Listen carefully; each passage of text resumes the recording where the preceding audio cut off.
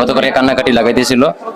So everyone, মশলাদার সকল unique item try করার জন্য ফ্যামিলি মেম্বার সহ চলে গেছিলাম তারুপ রেস্টুরেন্টে। এন্ড রাজশাহীর মধ্যে এটা একমাত্র রেস্টুরেন্ট যেটা অন্যান্য রেস্টুরেন্টের তুলনায় একদমই আলাদা এন্ড ইউনিক।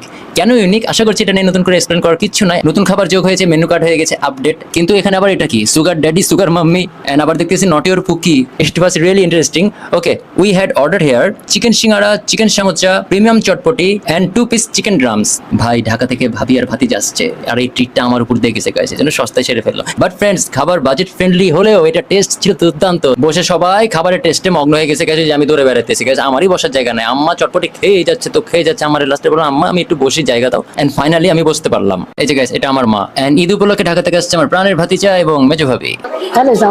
আমার আম্মা চটপটি রান্না চটপটি খাইতেছে। আম্মা এটা কেমন ছিল চটপটি? হ্যাঁ, ভালো হয়েছে। ভালো হয়েছে।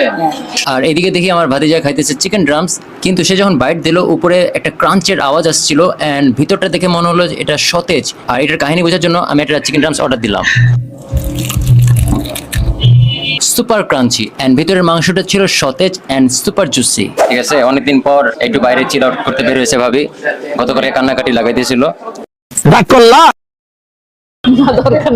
এদিকে ভাবি ট্রাই করতেছিল chicken singara and chicken samosa. কেমন ছিল এটা? ভালো। সিঙ্গারাটা কেমন? মজা আছে, গরম গরম। বাবা তুমি কি হচ্ছে? ড্রামস কেমন ছিল? ড্রামস অনেক সুন্দর ছিল। অসাধারণ সুন্দর, অনেক টেস্টি সিঙ্গারা। সিঙ্গারা সামোচা টেস্টি হওয়ার কারণ আছে বন্ধুরা, কারণ সিঙ্গারা এন্ড সামোচাতে প্রত্যেকটা বাইটে আপনি পাবেন মাংসের ঝুড়ি। That's why it's super.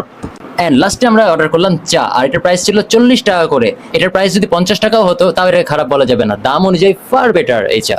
It was really amazing. So guys, আমার অনেকদিনের ইচ্ছা ছিল আমার আম্মু এবং ফ্যামিলির সহ কোথাও খাবো আমরা। তো সেদিনটা আজকে পূর্ণ হলো। সত্যি পরিবারের সাথে কাটানো মুহূর্তগুলো অনেক স্পেশাল হয়, আর প্রায়োরিটির কথা চিন্তা করলে ফ্যামিলি ফার্স্ট, এটাই হওয়া উচিত। সো বন্ধুরা, দেখা হবে পরবর্তী ভিডিওতে। Good bye.